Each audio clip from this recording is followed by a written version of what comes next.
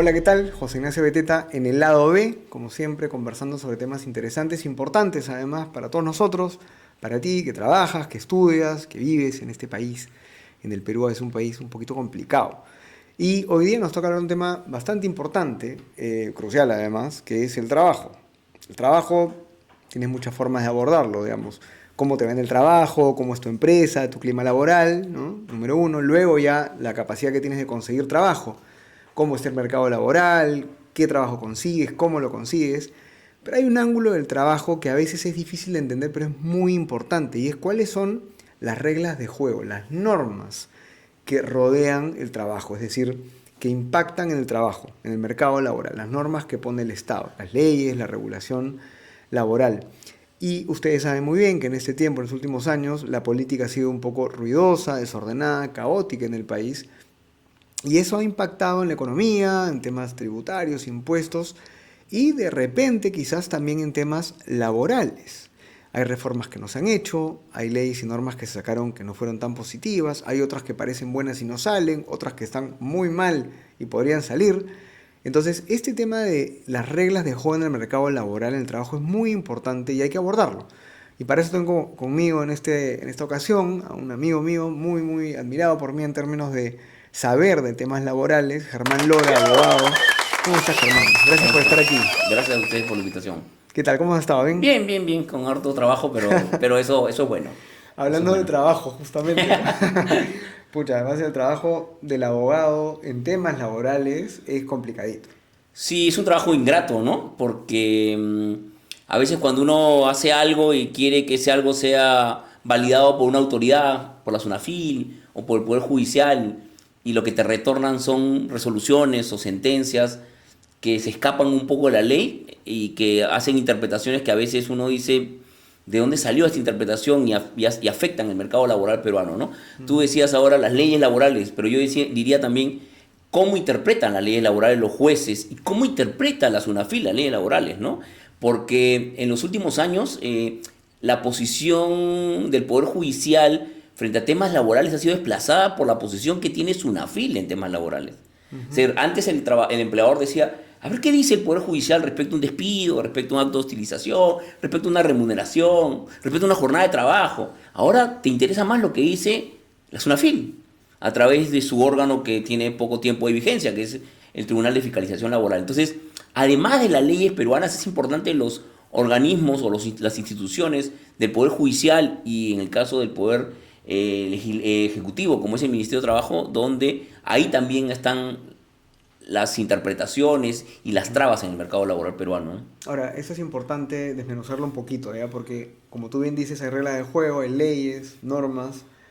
Todos creemos, creo, no tendríamos por qué no creerlo, que la creación, fundación de la SUNAFIL tenía un sentido positivo, ¿no? Necesitas una autoridad que de alguna forma supervise, ¿no? Que haya una relación laboral adecuada, ¿no? Simétrica en lo posible entre empleador y empleado. Pero en este sentido me estás diciendo algo muy interesante. Este tipo de autoridades, SUNAFIL, Poder Judicial, están saliéndose, entre comillas, de la ley al interpretarla. Estas fiscalizaciones entonces son discrecionales, son un poco arbitrarias. ¿Cómo las describirías tú? Mira, hay varios errores que creo que se cometen en la inspección laboral. Mm. El primero es que, si no, mal no recuerdo, creo que va al 2 o 4% de las empresas peruanas, Para empezar. para empezar. Ese es un gran, creo que un gran déficit de la SUNAFIL. Creo que la SUNAFIL tiene que hacer una labor más interesante, no caerle 20 veces a una empresa, sino tratar de un poco descentralizar, si quieres O sea, llamarlo. apretar a los formales Es muy fácil, sigue siendo la lógica. es muy Que fácil, son un ¿no? puñado de empresas. ¿No es cierto? Entonces, es el primer gran déficit de la SUNAFIL. Hmm. El segundo gran déficit de la SUNAFIL es que actúa normalmente por denuncia. Ujú. Es decir, más del 70-80% de las inspecciones se hacen por denuncia, es decir, no hay una gestión de la SUNAFIL. Yo creo que ha hecho bien en los últimos años en hacer cartas inductivas, donde te envía la carta, te dice, ojo, que la ley dice tal cosa y hay que cumplirla. Pero igual sigue actuando fundamentalmente a través de denuncias. ¿Quiénes? Trabajadores, sindicatos, ¿no? Y el tercer gran déficit de la SUNAFIL es que la SUNAFIL se cree el Poder Judicial. Y la SUNAFIL no es el Poder Judicial. La SUNAFIL es un órgano para vigilar el cumplimiento de las normas laborales, lo dice su propia norma, pero no para interpretar una norma, no para resolver un conflicto jurídico. Sunafil no está para decirte, el trabajador es un locador de servicio y debe pasar a planillas y no te multo. Porque lo que está haciendo es interpretando que el trabajador, en base al principio de primacía de la realidad, porque giró recibos por honorarios, es decir, un análisis probatorio, un análisis jurisdiccional, de una función jurisdiccional. Y según la Constitución peruana, ¿quiénes tienen función jurisdiccional? Los jueces y los árbitros, pero no la SUNAFIL. Entonces ahí hace que la SUNAFIL nadie la quiera, pues, porque no resuelve a favor del trabajador, multa a la empresa y los dos lo cuestionan. Entonces no es un órgano. Qué bien estaría que la SUNAFIL haga pues, inspecciones permanentemente para verificar el cumplimiento de la grati, un 17 de julio, por ejemplo, ¿no? El pago de las utilidades a final de abril, marzo, ¿no? La entrega de boletas de pago, la firma de contratos, ¿no? Cosas de evidente... Esenciales, además. Esenciales, básicas, ¿no? Claro. Y de evidente cumplimiento o incumplimiento. Y que el empleador va a decir, no le entregaste el contrato de trabajo dentro del plazo establecido por ley, multa. ¿Qué va a decir el empleador? No lo hice, entonces hay que multarme. Pero si tú comienzas a decir, el trabajador no es trabajador del locador, ni de la tercerizadora, si no es tu locador, si no es tu trabajador, o el trabajador le hiciste una actividad antisindical porque creo yo que tu actuación fue antisindical porque lo moviste a otro sitio, entonces está actuando como una función jurisdiccional, y que creo que ahí está el tercer error, ¿no? Claro, es una especie de juez.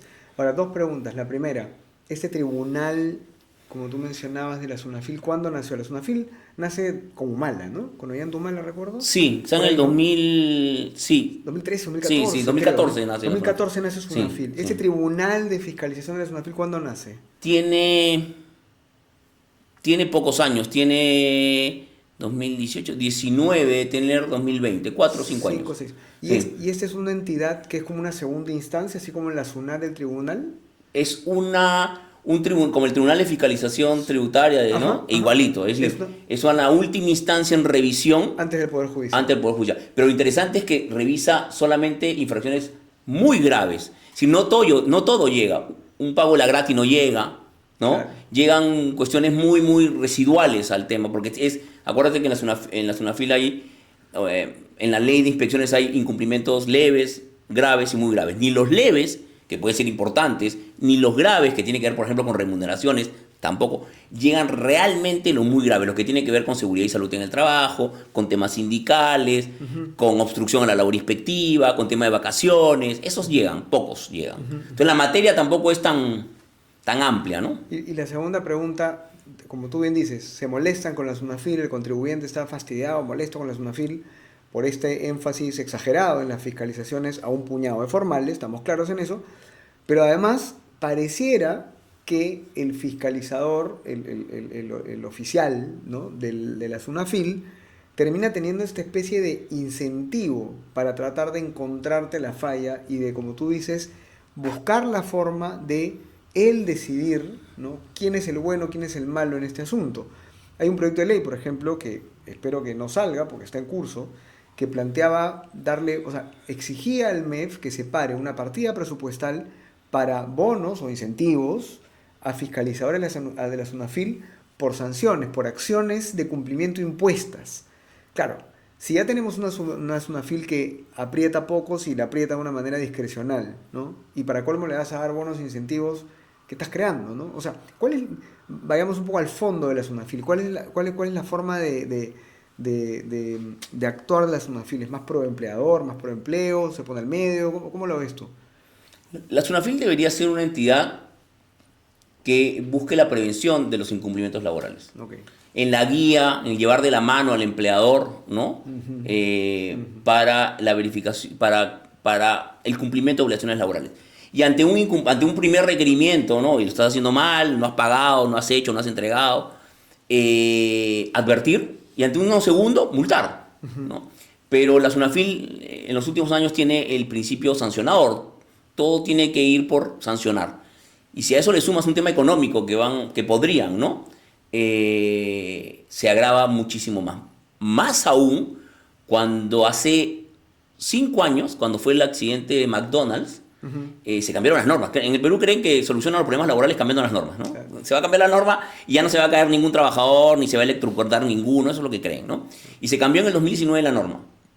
Y lo que hizo la norma es, si terminan multándote la SUNAFIL, tú puedes ir al Poder Judicial a presentar una acción contenciosa administrativa contra una multa mal impuesta, pero igual tienes que pagar la multa.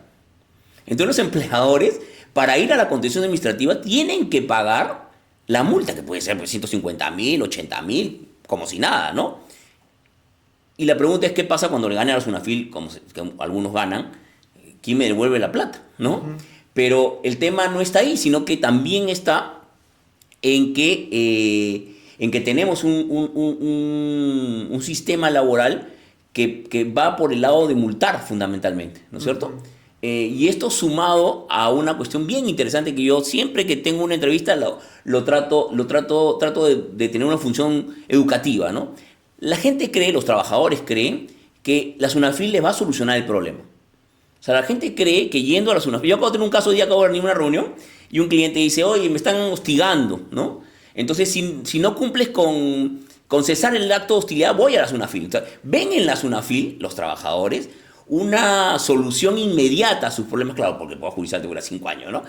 Pero no, pues, la SUNAFIL no te resuelve el problema. La SUNAFIL lo que va a hacer es verificar un incumplimiento laboral y lo que va a multar. Y tú te vas a quedar esperando que te solucionen el problema, que te paguen tu gratis, que te pongan en planilla, ¿no? Entonces estás perdiendo, entre comillas, estás perdiendo el tiempo, ¿no? Entonces, esa falsa idea que tienen los trabajadores de que efectivamente la SUNAFIL va a resolver su problema y va a tener la capacidad coercitiva o coactiva de poder llevar al empleador a que cumpla, tiene que desterrarse, ¿no? Porque la SUNAFIL no es su función ser una mesa de partes del trabajador. La SUNAFIL lo que tenía que hacer es gestión. Mañana vamos a ver tercerizadoras, todo el mes de junio y julio del 2025, y salen a ver tercerizadoras, ¿no? Así debería actuar, una función más de gestión, más de organización, ¿no? Y no otra vez, y no ser una mesa de partes, porque te lleva a esta idea equivocada de los trabajadores. Ahora, quiero poner énfasis en ese tema. ¿Te parece entonces que esto de darle bonos a los fiscalizadores por sancionar no es lo correcto? En lo que te he mencionado va a agravar estas situaciones, ¿no es cierto? Porque efectivamente va a llevar a que te siga un procedimiento con mayor ganas de imponer una sanción, y sanción que tú no vas a poder, vas a tener que pagar en su momento. Mira, ni la SUNAT ni Indecopi te agorcan tanto. Si tú a la SUNAT le presentas una fianza, no tienes por qué pagar la deuda tributaria y la reclamas, ya la perderás al futuro. Pues fraccionar. O por lo menos presentar tu fianza. O sea, Claro, yo debo una multa de 80.000 soles, presento mi fianza, no la pago, presento mi fianza, y cuando termine y pierda, la tendré que pagar. Ni Indecopi ni SUNAT tienen esa posición tan dura, sobre todo en un tema tan delicado como el laboral, ¿no? Entonces ahí creo que la SUNAFIL se ha convertido en un órgano con mucha fuerza, pero mal enfocada la fuerza. Interesante. Y lo más importante, creo, porque finalmente todo este tema de distorsiones en la fiscalización y en las sanciones termina afectando, como conversábamos, a un pequeño puñado de empresas formales, que son las que ya tienen otras enormes dificultades para poder salir adelante, con lo cual el mercado peruano laboral se vuelve un mercado enano, mientras que tienes un 75-76% promedio de informalidad laboral, que en las regiones puede dar 90, 95, 85%. Entonces, claro, si tienes una entidad creada para supervisar la salud del mercado laboral y el 75% del mercado laboral está fuera del sistema, entonces ya eso nomás ya es un gran problema, ¿no? Ahora, el mercado laboral, acá ese tema de la SUNAFIL es interesantísimo, es como para hablarlo un rato largo.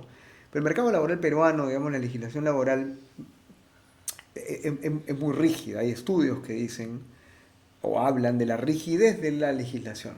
Y esa es una frase que la usan mucho los técnicos, pero la gente no entiende, ¿no? Y creo que hay que explicarla, ¿no? Es decir, ¿por qué es rígido el mercado laboral?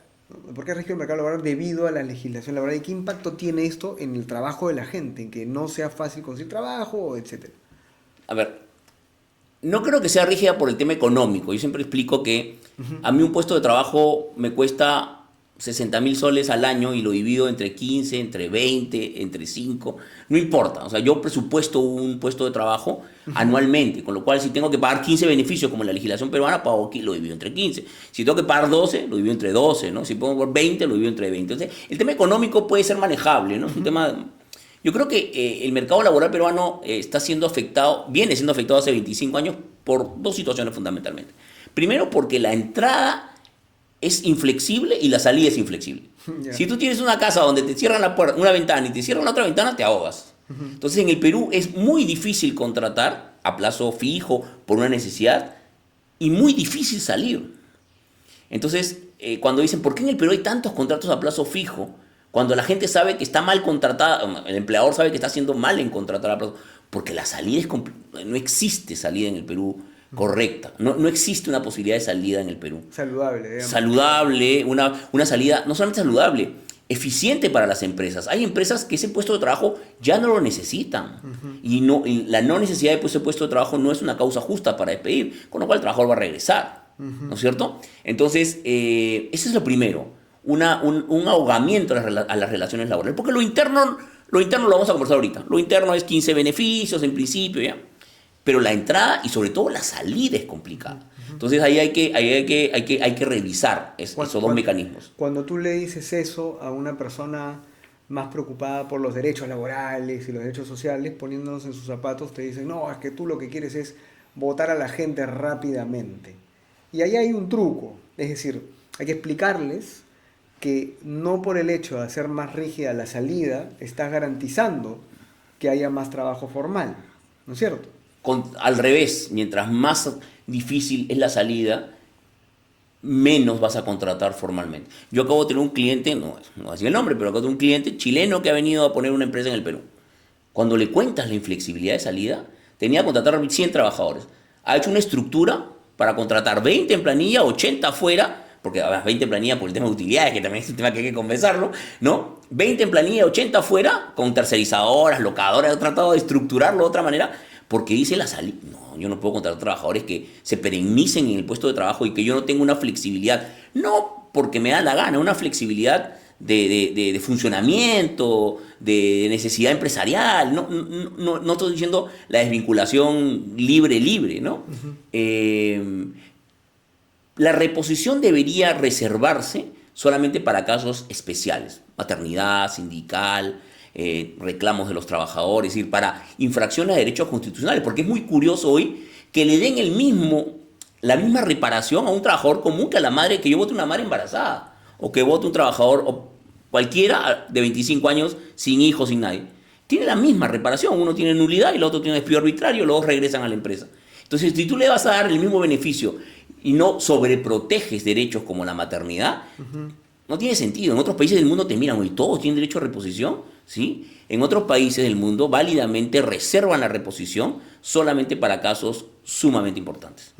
Esto es importantísimo, ¿no? O sea, y suena, digamos, a clase, ¿no? Como tú decías, de educativo, algo educativo, pero es, si tú haces que el sistema laboral sea sobre regulado, complicado o muy estricto para la contratación y o para el despido, para la salida, la entrada y la salida, como lo has llamado, las empresas no van a querer contratar. Y claro, la siguiente derivada que te va a decir otro de estos amigos que dicen estar preocupados por los derechos laborales y humanos es, bueno, hay que obligar a las empresas entonces. Pero claro, cuando tú ya obligas a una empresa, en verdad se pierde la esencia del mercado, de la libertad económica, de la inversión y por lo tanto del ahorro, de la innovación y la contratación. Porque si yo conozco un estado como el Perú, que tiene tantas complicaciones para contratar y para despedir, no me voy al Perú.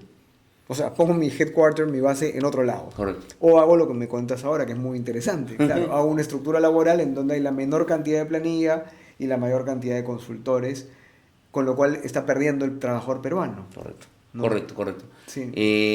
Sí, y yo no estoy abogando porque la salida de un trabajador sin causa no genere una reparación, pero claro, sí una reparación económica. Claro. Habría que revisar si el monto es correcto, si le ponemos límite de los 12 sueldos que actualmente existen, o se lo ampliamos a 24, pero el empleador tiene que tener una... A ver, el empleador va a un cese colectivo al Ministerio de Trabajo, le toca la puerta, señor, estoy mal económicamente, o estoy reestructurando la empresa porque he cerrado una empresa uno de mis giros los he cerrado y el Ministerio de Trabajo no te da la autorización.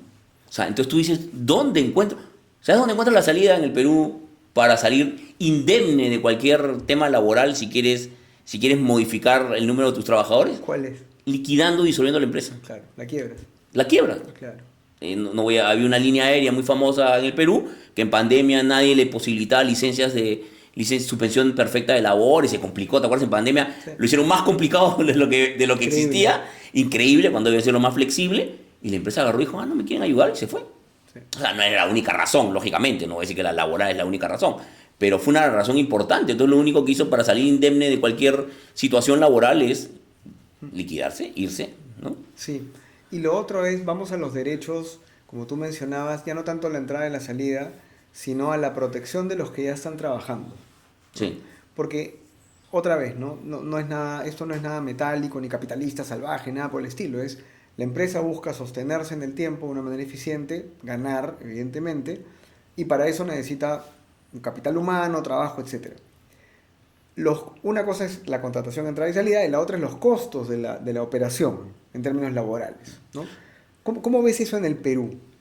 Yo insisto, los costos económicos no los veo complicados. En el Perú hay 15 principales beneficios, que son las 12 remuneraciones anuales, más las 2 gratificaciones de Y la julio y CTS. diciembre, y la CTS, ¿no? Además tenemos un régimen micro y pequeña empresa, que acaba de salir una nueva ley de microempresa que repite exactamente. Yo creo que hubiese sido una buena oportunidad para ajustar algunas cositas, pero pasó, como un avión ha pasado esa norma, ¿no? ¿Es igual al anterior o qué? En términos laborales es exactamente igual. Ya. Hay algunas cositas interesantes, Ya. pero algún día nos sentaremos a conversar la nueva ley MIPE, pero hay una ley flexible, ¿no? Hay una ley mucho más interesante a empresas que cumplan con las condiciones de ser micro o pequeña empresa, ¿no? No ha sido modificada, no ha habido ningún ajuste sustancial, ¿ya? Pero lo que pasa es que al derecho laboral se han comenzado a meter ciertos derechos que yo la otra vez en una charla decía, oye, a mí me sorprenden porque son raros para mí, ¿no? La seguridad y salud en el trabajo, por ejemplo, ¿no? Todo lo que te cuesta el tema de seguridad y salud en el trabajo, seas micro, pequeña o gran empresa, ¿no es cierto? Es decir, todo el plan que tienes que tener, todo el tema de exámenes ocupacionales, las capacitaciones que tienes que hacer en el año. Entonces, comienza a meter, ya no es importante la gratis, la CTS, el estar en planilla, bueno, no tan importante. Ya pasamos a otra esfera, ¿no? Que es ciertos beneficios que tú dices, ciertos sistemas que tú dices, oye, seguridad y salud en el trabajo, ¿no? Complejo. De ahí comienzas a tener el tema de igualdad salarial. Todo el tema de categorías y funciones, cuadro de categorías y funciones, todo el tema de políticas salariales en tu empresa, que tampoco la ve un laboralista per se, lo ve alguien de compensaciones. Y hoy por hoy está comenzando a entrar al derecho laboral el tema de datos personales. ¿No es cierto? Toda esa protección que hay de los datos que tú recojas del trabajador, cómo los utilizas, cómo los guardas, quién los maneja. Entonces, el derecho laboral ya no es gratis CTS y vacaciones, Encarece ¿no? la operación. Exactamente. Entonces, comienzan a existir ciertos derechos que van naciendo del día a día y que se van metiendo al derecho laboral, que hacen más compleja la situación de una empresa, A esto que se le súmale- escapa. A esto súmale, que lo hablábamos antes de empezar, los feriados, que finalmente te encarecen la operación porque te quitan días de trabajo o pagas más, ¿no? Segundo es estos derechos que son cuestionables, a ver, son polémicos, ¿no? Pero es maternidad, paternidad, ¿no? Y lo tercero era el asunto del teletrabajo, que también tiene una serie de cosas que complican si es que lo quieres aplicar como la norma lo dice.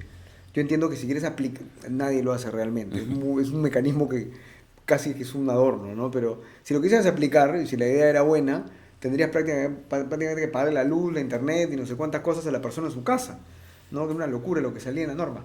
Entonces, a eso me refería, ¿no? O sea, la operación de una empresa laboralmente tiene un montón como de añadidos y capas de derechos y protecciones que hacen que la operación sea más cara. Correcto, ¿no? Y además tienes una serie de normas y de beneficios o derechos que están recogidos en diversas normas dispersas, ¿no? Y que te complejizan las relaciones laborales. O sea, un empleador que tú le tienes que hacer un checklist de las cosas que tiene que cumplir, pues tendrías que hacerle como 10 hojas de un checklist de las cosas que tiene que cumplir, independientemente sea ante micro, pequeña o gran empresa. Entonces, a mí me ha pasado, yo tengo 2 trabajadoras del hogar y no saben lo que es el suplicio que es pagarle la CTS. O sea, la CTS no es pagarle, meterte a tu cuenta del banco y transferirle una cuenta. Tienes que hacer una carta. En algunos bancos tienes que tener una cuenta tú de CTS. Entonces tú dices, mejor o se lo doy directamente o no le pago la CTS. Es decir, desincentivan el tema en una relación tan fácil como la relación de tipo trabajador del hogar. Claro. O sea, y además, por ejemplo, somos tan incongruentes que el trabajador del hogar tiene los mismos beneficios que el trabajador y más beneficios de la gran empresa. Entonces, ¿qué empleador del trabajador del hogar puede soportar esos costos? Sí. Si no lo puede, la trabajadora del hogar, 1 de cada 10 era formal cuando las cosas eran, cuando los beneficios eran a la mitad. Ahora no es ni una trabajadora del hogar formal de cada 10, ni una, cuando se amplió en el año 2019 todos los beneficios de la trabajadora del hogar, considerándola al mismo nivel que un trabajador de la gran empresa. Una locura. Claro, y volvemos a lo mismo, ¿no? Porque quiero que se entienda, y lo voy a repetir 10 veces si es necesario. Esto cuando uno habla en términos de gestión, de derecho laboral o incluso derecho económico, de encareces la operación de la empresa, quiero que sean muy realistas. O sea, el encarecer la operación de la empresa significa no voy a contratar gente. Y si no contrato gente, no doy trabajo. Entonces, si tú eres una persona preocupada por el trabajo, supuestamente, o por la formalización del trabajo, los derechos laborales, debería estar preocupada, ser una persona que se preocupa, como digo, de que hay un balance en la legislación de tal manera que la empresa ponga de su parte, proteja a sus trabajadores, les dé un ambiente de trabajo estable, un clima laboral saludable, pero que la norma sea flexible y rápida para que pueda contratar.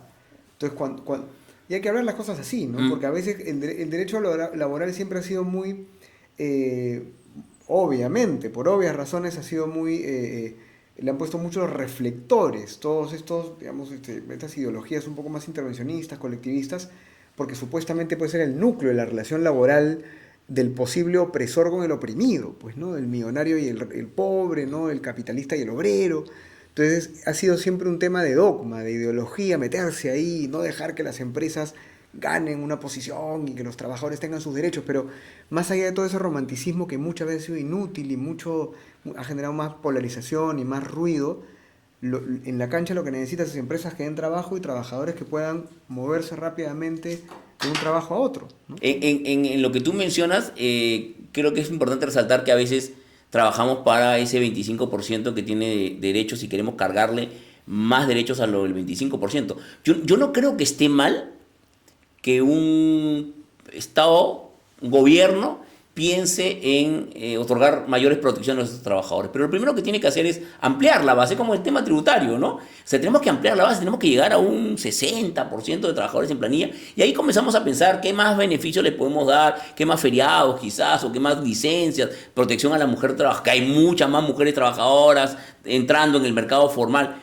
Pero si estamos hoy en un déficit de trabajadores formales y queremos seguir dotándole de beneficios a una minoría de trabajadores, lo único que vamos a hacer es que esa minoría cada día sea más minoría y que la mayoría sea la que no tenga ningún tipo de estos beneficios, porque suenan muy románticos, muy interesantes y de repente de muy buena intención el hecho de generar algún tipo de mayores beneficios. Pero estamos pensando en 3 gatos... En 2 de 10. De 4, ¿no? De 3 de 4, ¿no? Entonces, no tiene sentido. Sí, sí, y ahora que has mencionado esto, hay otro argumento más para dejar a un lado todos estos ruidos ideológicos y pensar fuera de la caja. Fíjate, tú lo has dicho, además de otra manera. Si yo sigo sobreregulando el mercado formal laboral, que tiene 2 de 10 del país, concentro el mercado. O sea, genero más empresas grandes que pueden soportar la regulación y más empresas enanas abajo que nunca van a crecer. O sea, lo que estoy haciendo literalmente es generando esos monopolios y concentraciones de mercados de los cuales me quejo, ¿no? Correcto. Porque es más izquierdoso, ¿no? Más socialistón, ¿no? Con su sensibilidad social. Dice, no, los monopolios y el mercado concentrado. Y dice, brother, cada vez que regulas más un mercado, lo estás haciendo más difícil para que sea competitivo y por lo tanto los chiquitos se van a quedar enanos y los grandes van a seguir siendo grandes y se van a perennizar siendo grandes. Correcto. O sea, estás generando un incentivo perverso, digamos, en la lógica, ¿no? y en el tejido del mercado que debería ser mucho más abierto, más clase media, empresas medianas. Aquí en Perú las empresas son pequeñitas, son enanas, y las grandes también son enanas, ¿no? No son tan grandes. Entonces hay una serie de distorsiones. Ahora, en este momento, ¿qué proyectos de ley te preocupan? O qué propuestas legislativas o normativas te preocupan o te hacen ruido y tú crees que deberían ser o eliminadas o cuestionadas o que no pasen? Esa sobre regulación y sobre protección a la mujer gestante, a la madre lactante, creo que lo único que perjudica son a las mujeres en el tema del trabajo. Ya, Nosotros finalmente, cuando tú sobreproteges un colectivo de trabajadores, podrías estar finalmente desprotegiéndolos. ¿Por qué? Porque el empleador, si el trabajador tiene muchos beneficios, puede ser que no le interese contratar, ¿no es cierto? Entonces yo creo que hay que tener mucho cuidado en la sobreregulación, ¿no? Y hoy por hoy hay una ampliación, por ejemplo, a 180 días el tema de la licencia por maternidad, ¿no? Que hoy está en 98. Entonces tú dices, oye, ¿tiene lógica eso? 180 días. Sí, creo que son, quieren darle en general un tope que existen en otras legislaciones que creo que son 180 días, una cosa así. Hay varios proyectos de ley, 70 Pero igual, días, ¿no? O sea, igual sea cual sea el proyecto de ley, 6 meses es demasiado. Sí, Es un sí. montón. Es incluso un costo altísimo para el Estado también, porque salud tiene que seguir pagando todo eso, ¿no? Tiene Bueno, que seguir cubriendo. ese es un tema interesante también, el de salud. Cuando tú le pagas a la trabajadora, porque finalmente tú eres el que le pagas, y tú volteas a cobrar de salud, salud te hace la vida imposible por volverte la plata. Entonces, salud hoy por hoy, para nadie es un secreto que se anda en déficit económico. Sí, claro, Entonces, claro. lo que ha buscado salud es no pagar a los trabajadores, a los empleadores, Que habían cubierto esos meses. que han de- subsidiado el Ajá. pago. Y varios empleadores tienen un montón de deuda, o mejor dicho, a creencias con Esalud.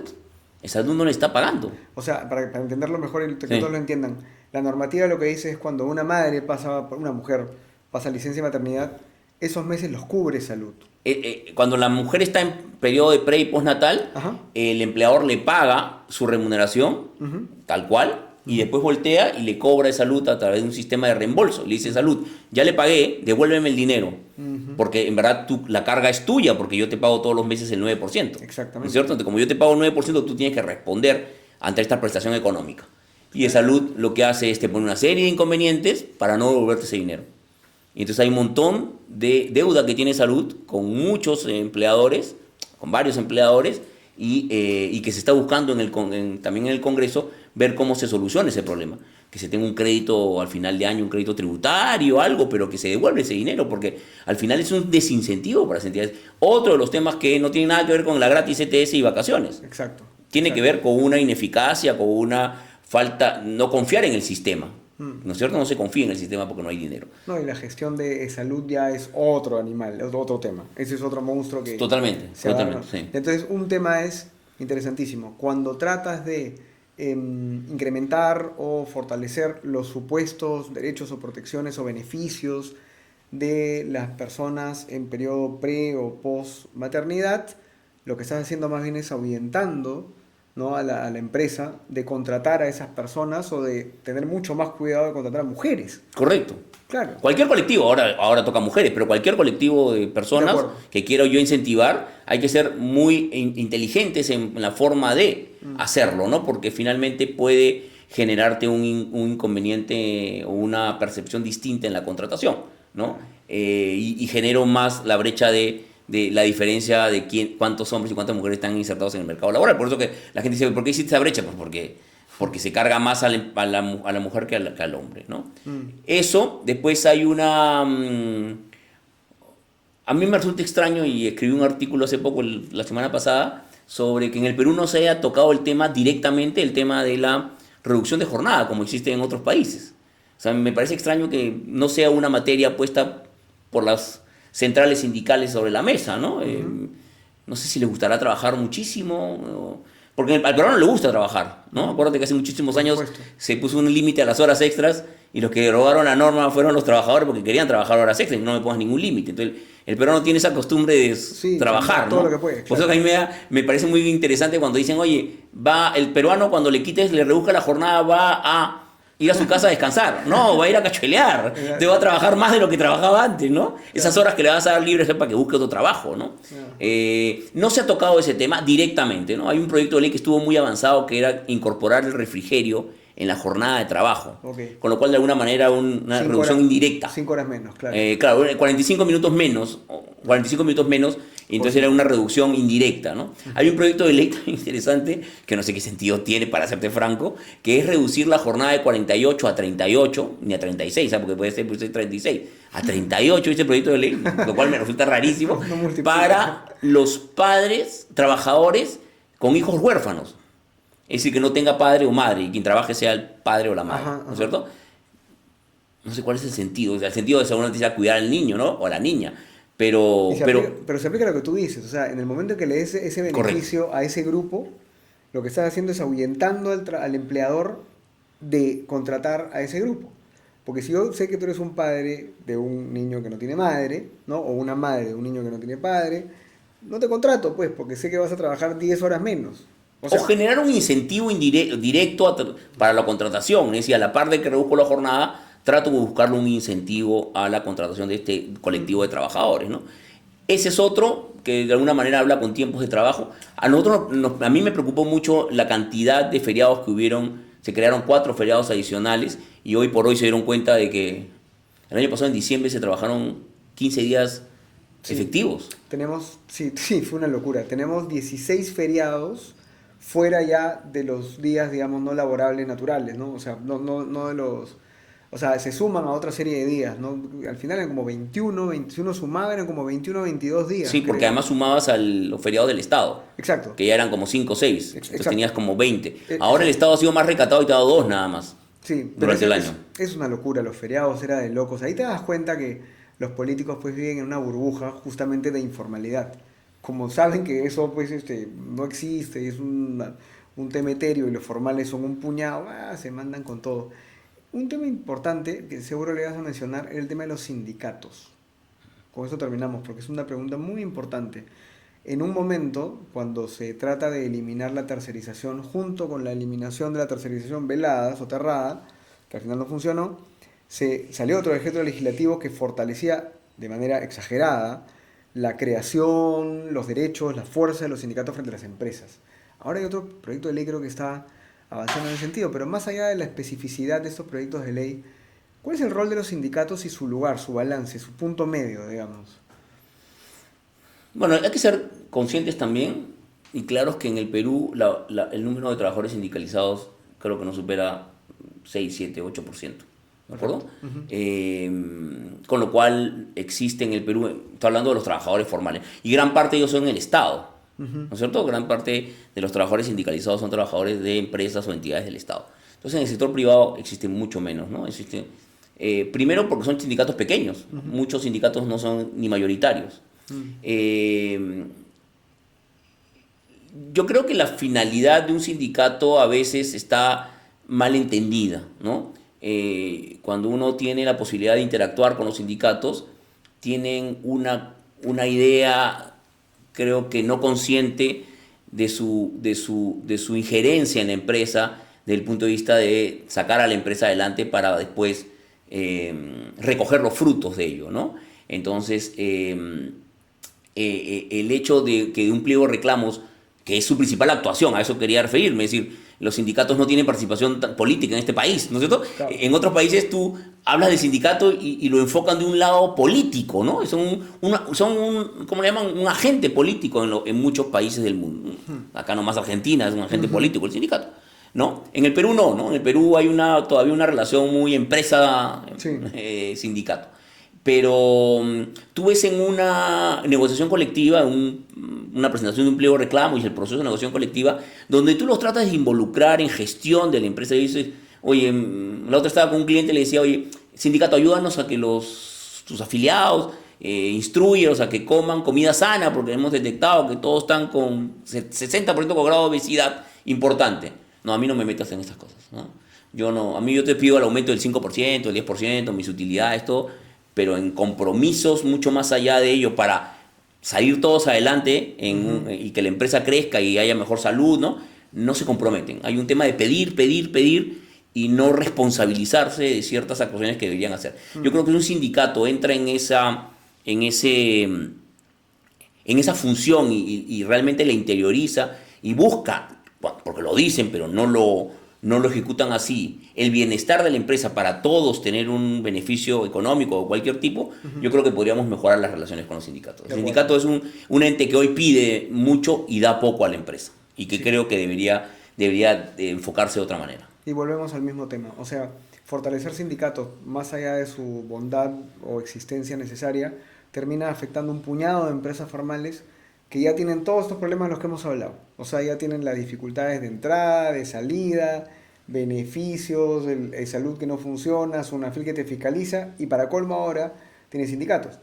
Y ustedes dirán, bueno, pero ¿por qué te preocupas por las empresas grandes? ¿O cuál es tu énfasis con las empresas grandes? Y no, no es que uno se preocupe por las empresas grandes. Volvemos también a lo que habíamos dicho hace un rato.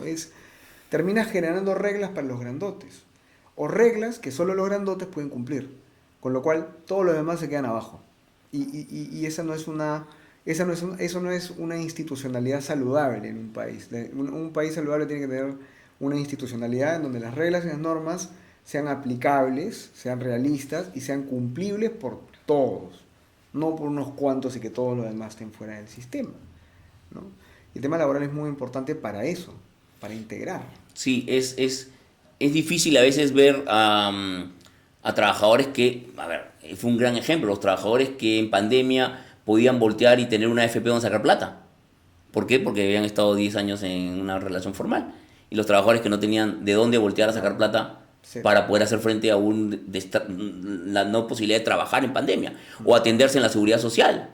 ¿No es cierto? Entonces, la informalidad va mucho más allá del tema económico, va al tema de protección social, que por lo menos se evidenció en una pandemia, que por lo menos los trabajadores formales tenían de dónde sacar un poco de plata, ¿no? Los informales, cero. Entonces, a eso tenemos que apuntar, ¿no? A que el trabajador, a que podamos ver a dos trabajadores, a dos personas, perdón, con los mismos derechos y que los dos sean protegidos por la legislación, por una legislación, como tú bien has dicho, sencilla, clara, fácil de cumplir. Y después, cuando tengamos un montón de gente incorporada en esta legislación sencilla, clara y fácil de cumplir, comenzamos a pensar en ir incrementando beneficios. Pero por ahora, hagamos normas que busquen incorporar a más gente en este sistema formal, en este sistema de protección social de los trabajadores, para que la sociedad sea mucho más equitativa de lo que es, ¿no? Sí, y para eso hay que dejar la ideología a un costado.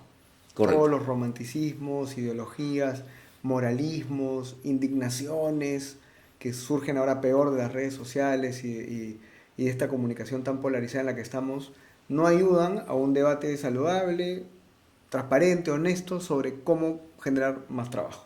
Ya está. Muchas gracias, Germán, por estar acá, ¿eh? Gracias a ustedes. De todas maneras, te voy a jalar de nuevo para esta conversación. Hay varios temitas ahí que podemos ampliar. No, ya solamente con salud, que me has hecho acordar. Es interesantísimo. Ahí tenemos un programa entero para salud, que es una reforma importantísima del Estado. Gracias por estar con nosotros en el lado B. Nos vemos en el siguiente episodio. Cuídense. Chao.